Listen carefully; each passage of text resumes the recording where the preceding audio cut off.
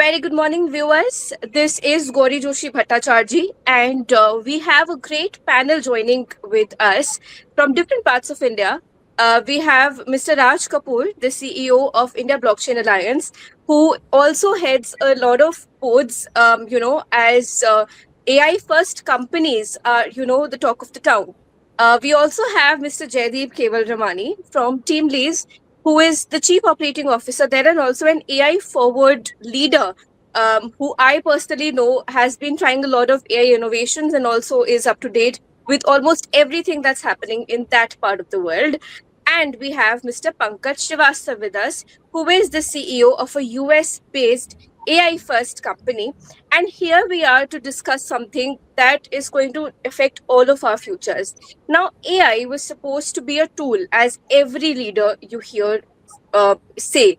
So, why is it now being used in warfare? Something that was, reserved for combat, reserved for the field, reserved for people. And in a world which should be striving for peace, now we've got Claude and Anthropic actually contributing, the Mythos version contributing to Pentagon. And will India also now get defense and AI first? So my first question to you, Raj sir, is why AI in warfare? Why now?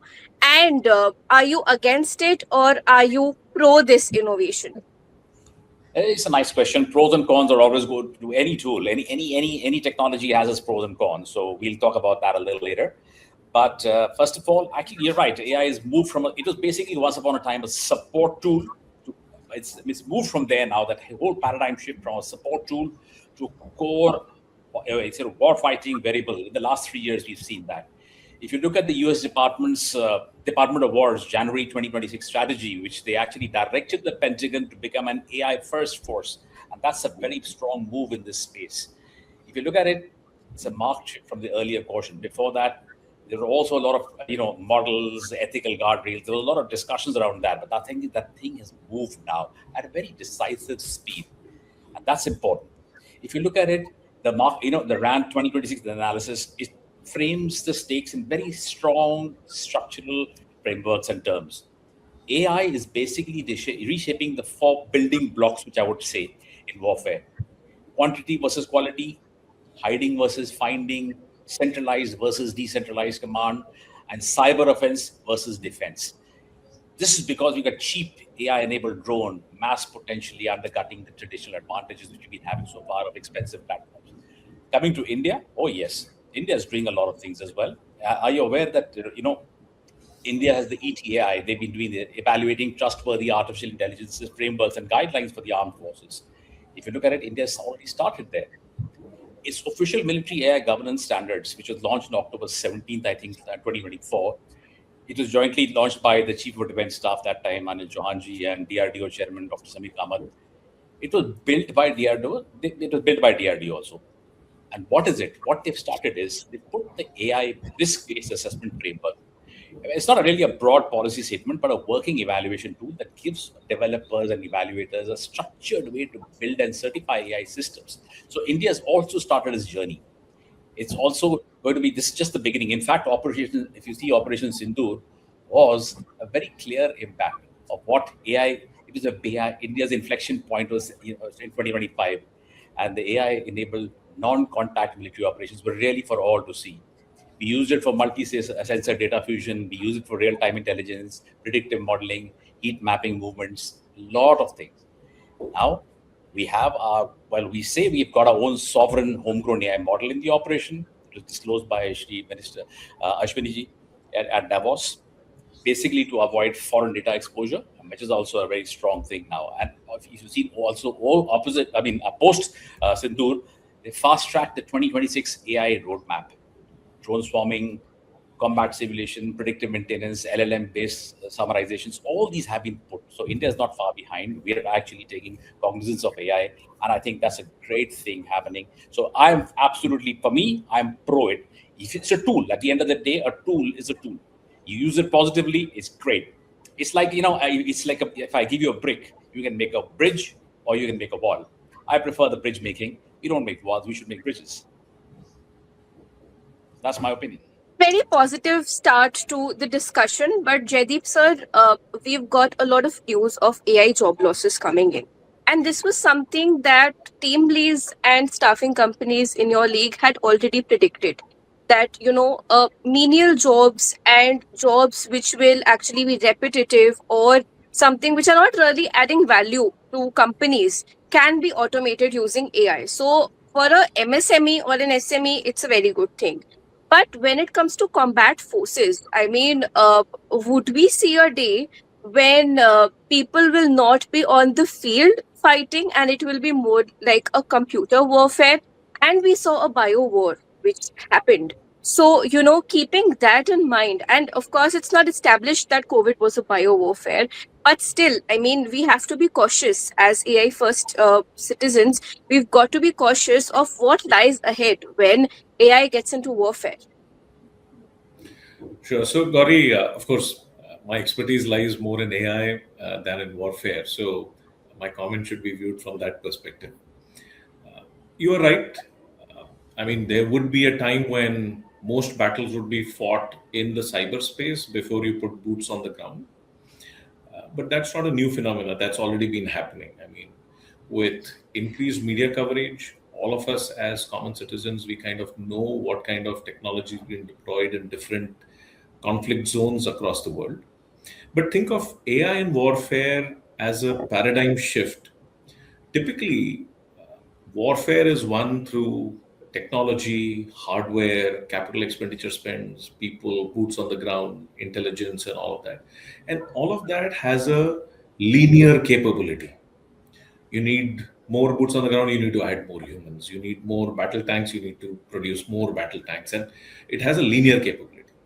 AI changes the game and it creates an exponential capability at a fraction of a cost. The smarter your AI is, you can accomplish more with less. And this actually presents both a wonderful and a scary situation. Wonderful because then you prevent losses of life on the ground by kind of shifting these battlefields away from humans. But scary because even someone with low capital footprint or technological footprint can harness the power of AI and change the game. So it's the smartest brains around AI who are able to navigate warfare will win this. And again, access to talent is kind of open. The best talent that you pull in and you kind of divert them towards these capabilities will shift the game. The second is it also removes the physical asymmetry that exists. So it's no longer that you have millions of people in your armed forces and you add AI capability to that. Those equations can change dramatically. And therefore, we've seen some government actions, not just in India, but also other international governments trying to capitalize and monopolize the power of the chip or the power of the models to kind of secure their borders and secure their airspace or cyberspace. So, two big things to watch out for. One is the exponential change in the warfare capacity and capability, and the second is the removal of asymmetry. So those are both wonderful and scary things, like I mentioned. One needs to watch out for. No, absolutely, sir. I completely agree. And moving on to Pankaj, sir. Um, Sir, when it comes to governments actually intervening in the forward, technologies, earlier it was Sam Altman, like always calling for regulation, always saying that, governments should step in. There is a lot of change that AI is capable of making.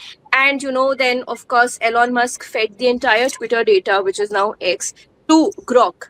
So that was a warning bell. And now, when US says that Fable and Mythos, which are Anthropic's versions, need to be limited, and the release has to be phased out. Of course, all the AI first companies are creating a human cry. They say that we need to be market forward and not a government forward entity. So, where do you see regulation coming in here, and do you support a move where like a China or a Russia or a US, if their country makes the first AI, which is, capable of changing the game for defense or, other technologies, should there be a government control over that, or should there be an autonomous body overseeing such operations?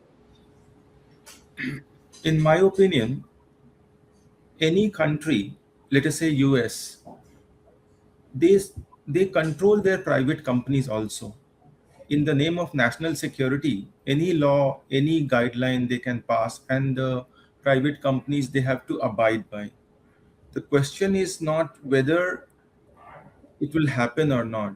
The fact is it is already happening.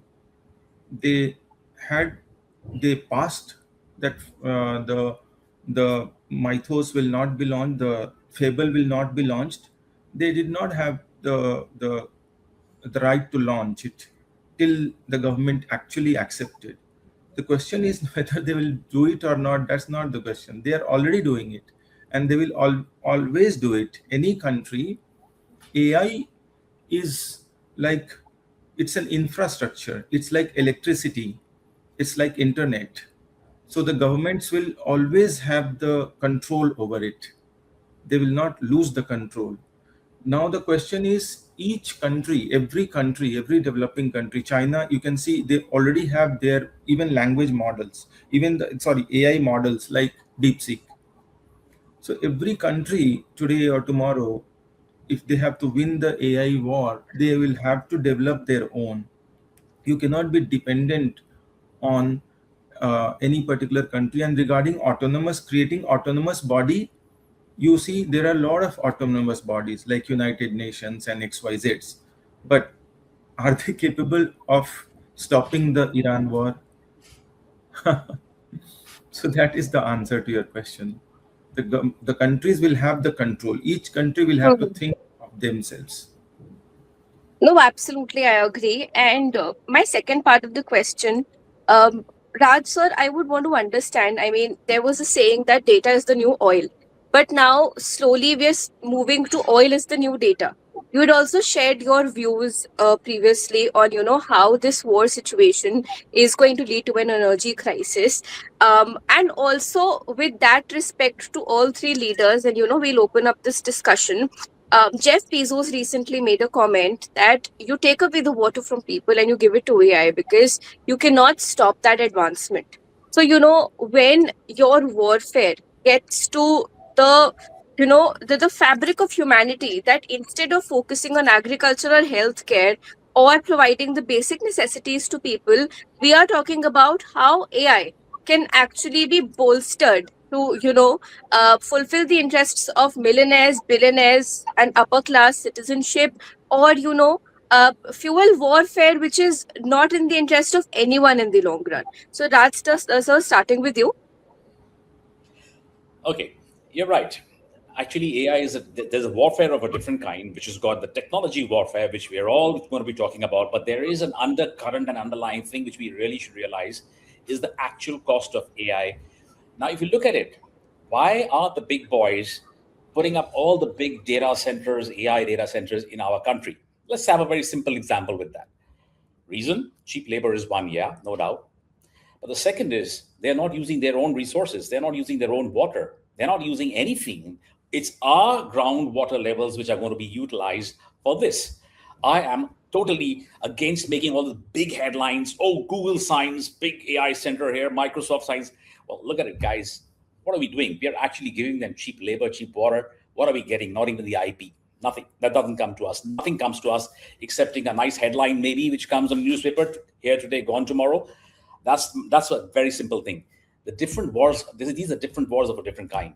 This is my opinion, please. Okay, so this is just my opinion, and I've seen this. I've been in this space for a long, long, long, long time, almost 40 years, 45 years, and I've seen how even in earlier class, blockchain was using resources. Now AI is using resources. We started, of course, a movement called Tech Zero, where we are actually using technology to bring down the impacts of all this. But that's a long way. That's a long story. The fastest story, you said correctly, is the big boys game. We have farmers committing suicide, and we talk about AI. Yes, in the same breath, it's happening every day. You see the news, one paper. This you turn it, and yeah. So what are we doing? The farmers are also going to be affected in any agrarian countries when water tables recede, and that's happening everywhere. We talk about sending 50,000 crores on data centers. Yeah, we need them. but we need them in a greener way. They're not being there. There's a lot of greenwashing going on in the guise of actually being responsible AI. There is no such thing as responsible AI right now. And I've really studied this for the last maybe 20, 25 years, this space. I'm in my mid 60s. I'm doing AI now. I'm learning this. I'm learning more of AI now than I did maybe 20 years back. So there's a huge shift. So the wars are natural resources are depleting, electricity, computing power, water, and the very core fact that AI is making us brain dead, frankly speaking. It's taking away the human element from the whole thing. So we don't have a human in the loop anymore. We talk about human in the loop, oh, big talk, yeah, great stuff. But we really don't have it. We just almost everybody, whether it's marketing, yeah, HR, you name them, they're all using some form of AI. I'm all for AI. It's a great tool. But how many of us realize when we put in one search, how much water are we actually siphoning off from our systems? We don't think that. So when wars are there, this is a different kind of a war. It's not an army. It's nothing. It is different, more powerful nations coming and exploiting. It's like I call it the East India Company once again. We are back again in the same space, but in a more technical, very forward-thinking, well-packaged, wrapped AI. Where is the natural intelligence when we set up data centers? That is missing. We talk about human in the loop. Well, we are in the loop now. We are chasing our own tails now, figuring out what's more important: AI, agriculture, healthcare. Look at the healthcare facilities. Can we not use AI for that? Can we not use AI for agriculture? Can we not make it more easy for people to access it? Well, that's one of the questions we all have to answer at one point in time. Are we ready for that cost? Are we ready for the growth at the cost of basic education, basic healthcare, basic life, basic housing? All these things are there. So I think the new wars are not only going to be the wars which are fought across borders. We can't stop those wars, and we can't have that. Those are ego battles. But what about battles when we don't realize what are we doing to our own resources, to our own people? I don't think just getting jobs for them is enough, because they're going to have a limited time again. These jobs are limited, finite jobs. They're not going to be infinite jobs. Once they're there, they'll be again replaced by AI, automated once the work streams are in place. So it's just a question of long-term thought. My opinion is we are fighting a losing battle by putting up that many more data centers in our nation without taking the regulatory precautionary things of actually making it recyclable, more green. But there is one data center which is a great example coming up in South India. I will not name it right now. I'm in NDA with them. I'm doing a work with them on creating absolutely green data centers. It's a bigger dream than anything. It's not easy and it's not cheap, but it's there. We need to start taking that, and we need to do it at a policy level. We don't have a policy around that. That's the policy which we need around the natural resource, around the greening of it, around the more sustainability of it. So that's my thoughts. Our war is different now. No, absolutely, sir. I completely agree. And Jaideep, sir, we always welcome GCCs in India. We always welcome data centers because, of course, the short term goal is more jobs. But if you look at a LinkedIn today, there is a certain segment of workforce, suppose media or HR specifically, which I can see as a job slop. Like, of course, there are openings for content writer or strategist or, head of marketing, head of communications.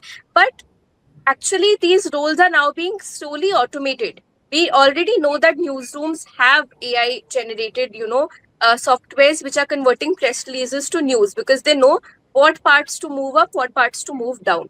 And like Raj sir said, that you've got a problem which is going to be a finite job, limitation, and then of course a job crisis is underway. So, how do you see the advancement of AI taking up people's role in companies and, then further fueling the kind of crisis that we are looking ahead at? So, I mean, sure, there is going to be a little bit of a churn and a transformation, but calling it a crisis, I would think it's a little, too soon to call it a crisis. Here's why. With every disruption that we've had, you name it, any technological disruption that we've had, the first wave is always of, that, you know what, there are going to be early adopters, people who are very excited, and they'll kind of present a point of view which is very, very transformative. But then there is always a peak of excitement, and then there is a trough of disillusionment before we hit the plateau stage. I mean, the classic Dunning-Kruger effect. This too will cause a lot of churn, disruption, and all of that. There will be a hype, there will be disillusionment. We'll reach the stage of plateau. But one again common thread is that whenever we have some kind of a disruption, there are new sets of jobs that are created. People need to very quickly figure out a way to embrace this technology, reskill themselves, upskill themselves.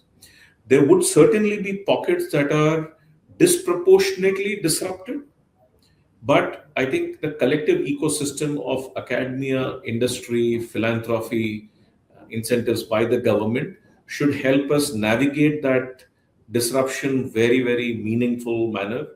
The advantage is we are living in a truly digital age where access to information, knowledge, education is available at the fingertips.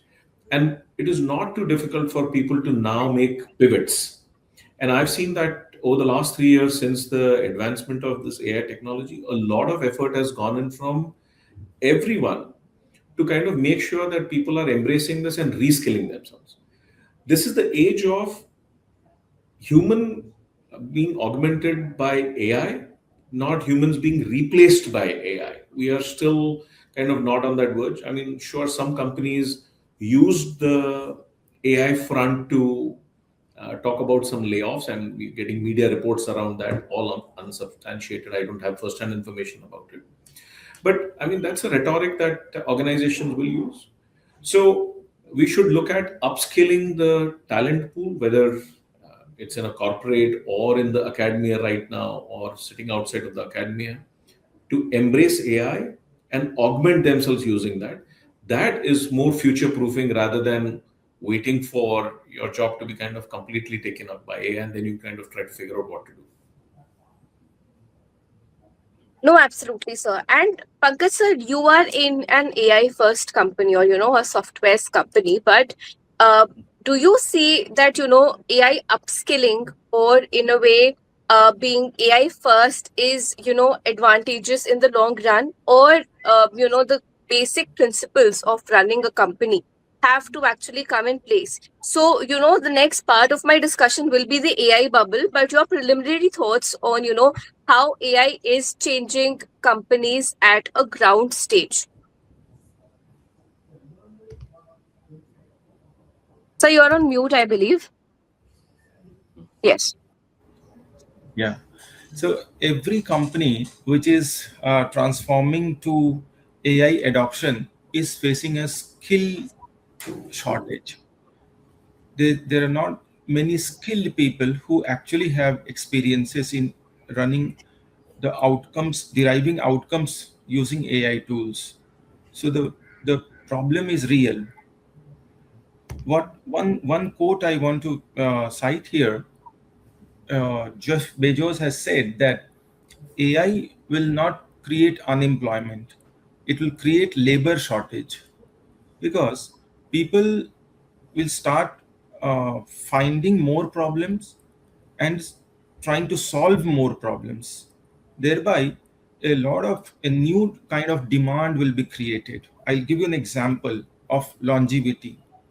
Okay, AI has the capability of pushing the information to masses, and people are actually curious about longevity, which healthcare organizations will provide solutions, thereby creating a new kind of demand.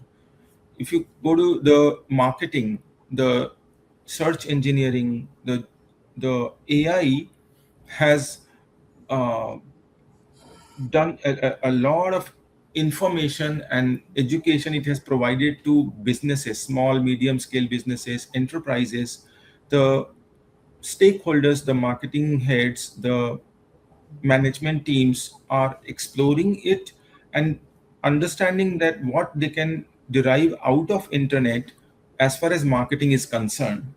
So therefore, the fundamentally, the AI adoption, the transformation will create more jobs than it kill the routine jobs. This is what my understanding is. No, absolutely. And the third part and the last part of this discussion is very important because AI just came in 2022. Of course, discussions in Google and other companies were rife since 2013, but it became mainstream in 2022. And by the time we are in 2026, a lot of people have already said that AI is a bubble which is about to be burst. So, the first part of the question, Raj sir, is if AI is a bubble, what is it actually replaced? What has it replaced so far? And if the AI bubble bursts, what will happen next? I think I had part of the answer in my previous answer when I gave you, but the AI bubble is very much real. It's like the internet bubble, which was there in the 2000s, which is there with any, it's the hype cycle, and it happens with every technology. A few years back, it was blockchain when people talk about Bitcoin and people raved about it and said, wow, next best thing. All of a sudden, oh, well, it's tapered down now and it's become more of real world use cases rather than just the crypto hype, so to speak. Now comes the hype of AI. I've seen this happen on LinkedIn, and I've enjoyed seeing this change, paradigm shift of people who are crypto and blockchain experts suddenly becoming AI experts. That's the first thing I've seen. It's the same guys reading the same stuff on YouTube and other things. There's a lot of information, or just studying a little bit from ChatGPT and saying, "Oh, I've become an AI expert." How many of us have actually worked on an AI platform? How many have worked on LLMs? That's one thing. So we are producing a bunch of zombies, is my opinion. We're really, I'm very vocal about it. Why? I see youngsters, they don't have a brain, but you see the answers they write. Oh, wow, super. Why are they taking it from one of these chat GPTs or Claude or wherever, Perplexity, whatever? So we have actually, the bubble is real. It's going to burst. There is no two state about it. It's just a matter of a few years.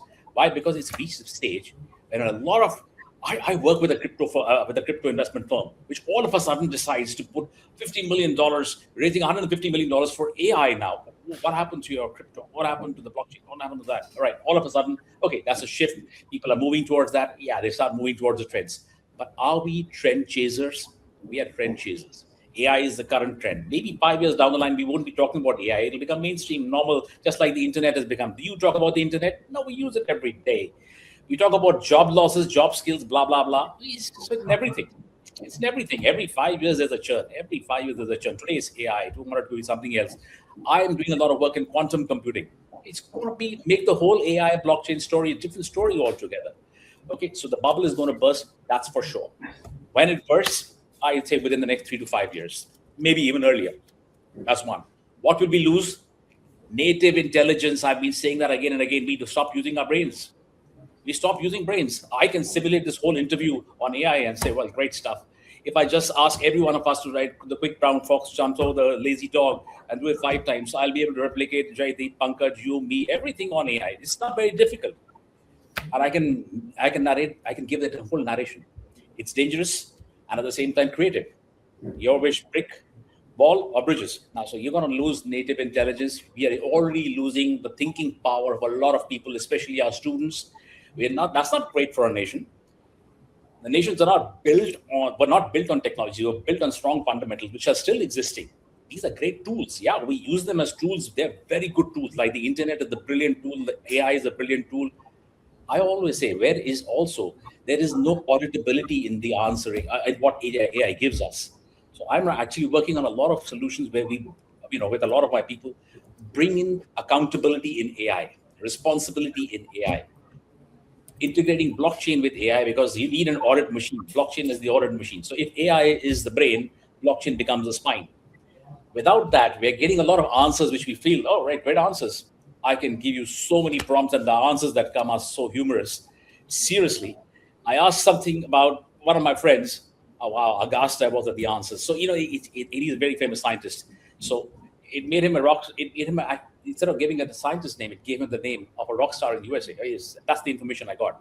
So there's a lot of errors, and there's a lot of bias, and there's a lot of gender bias. Lots of things happening. We haven't addressed those. We talk about AI every day. AI this, AI that. Everything is all of a sudden, every ad campaign becomes AI enabled HRM solutions, AI enabled ERP solutions. It's become a hype. A lot of it is going to blow away. A lot of corporates which are investing in AI are investing right. That's the right space. You need to always invest in the latest technologies, but really understand: do you really need it? And if you need it, yes, use it. Don't depend on it. You need to have a plan B always. What happens if the AI bubble bursts and a lot of companies go under? What happens if chips don't work? What happens if GCC stop functioning?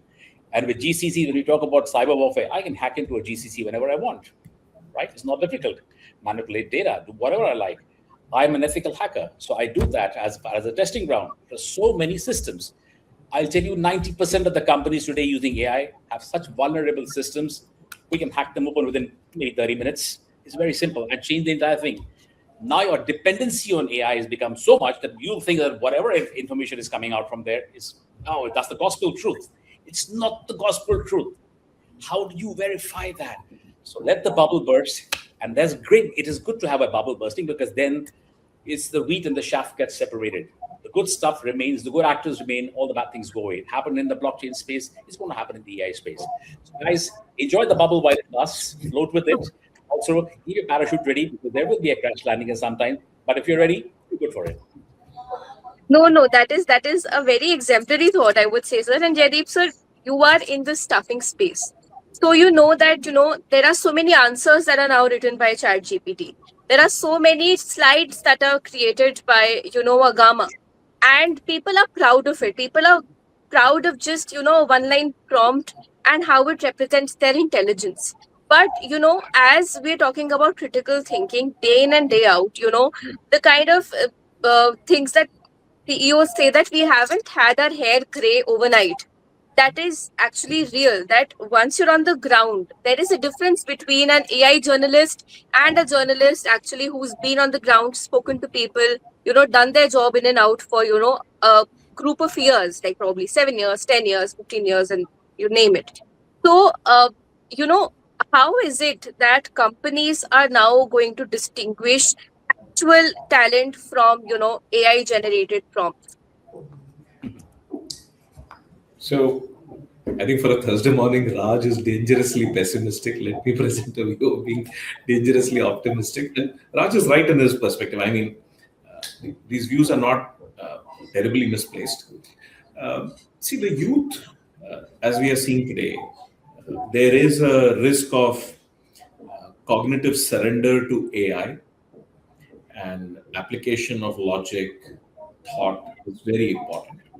And that risk needs to be managed and mitigated. I mean, there is no taking away that if people cognitively surrender themselves to AI, it's a big problem. However, we've identified more than 3,000 use cases for AI literacy and AI proficiency, right from a student to a homemaker to a working professional to SME vendor. Everyone needs to identify different ways in which they will tap AI. To answer your question, Gauri, of course, nothing takes away experience. Experience is something that is not taught in classrooms. It is done on the field. You have to be in the job. Either you learn from the mistake of others or you learn from your own mistakes, and that is what the cumulative experience is. Separating good talent from bad talent is a continuous activity. It's not a point in time exercise. When a fresher walks in, you identify some certain markers, academic accomplishments, the way they present themselves in an interview, and so on. And you identify the potential based on that. And then the person starts working, you have different ways of identifying their potential and their capability. So experience is very important. But nothing takes away performance. More importantly, in this age where access to information or even access to processed information is not too difficult, one needs to show agency and aspiration. More importantly, if you are within an organization, you need to show entrepreneurship, take initiative, take the risks, communicate well. So all of those things are extremely important for people to now distinguish themselves at the place of work, rather than who holds the maximum amount of memory or the ability to process it, because that is becoming a level playground. So the softer elements of one's personality, the way you communicate, network, and all of that, will start to become the distinguishing factor. No, absolutely, sir. And Pankaj, sir, when you, as the CEO of a firm, sit in your chair, what are the 5 qualities that you see in a software specialist, or somebody who's coming in And of course, withstanding that they will be using a lot of AI, but is, the prompt engineering, kind of, every day I see some or the other AI workshop being sold to me on like a credit or a Paytm, through coupons. And it's claimed that it's worth 1,999, but we're just giving it to you for probably a 99. And that's how rampant AI has become. But sitting on that chair, looking at your revenue and PI cycles, do you think that AI is the main change maker? Does like, imagine a world where there's no AI or maybe no electricity as well. Is it that work will stop for people, or is it that there is something else that you're looking in your employees?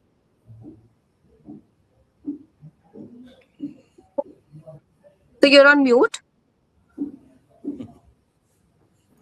I Yeah. want to quote Mr. Raj here, as he said that he looks for accountability in AI. The similar thing every management is looking for. The AI is, they are super smart,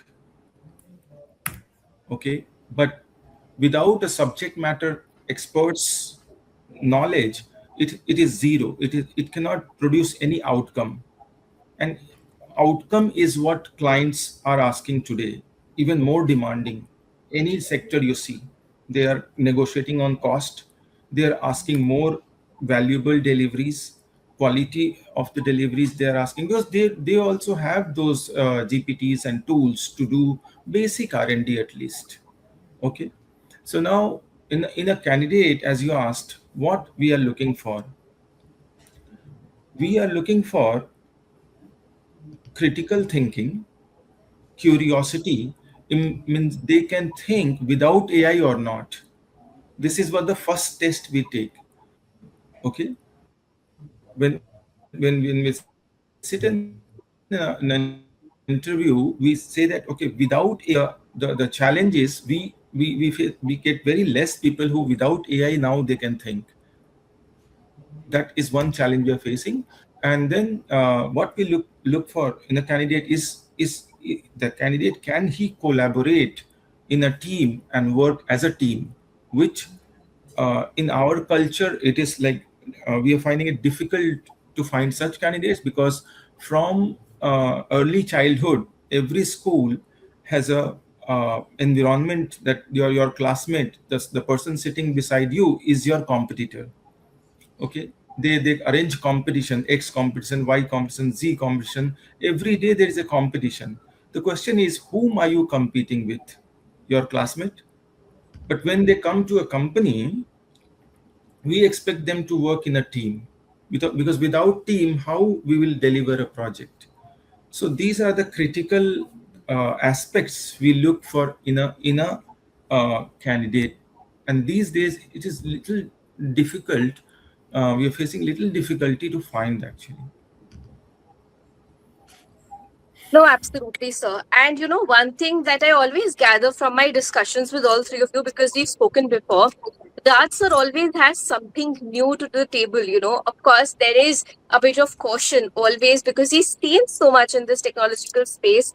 And while I, really appreciate talking to Jaideep sir, because there is an optimism about every opportunity there. So, that balances out. And, this collaboration, I think we had the first discussion with you both in 2024 when NEAP had just started.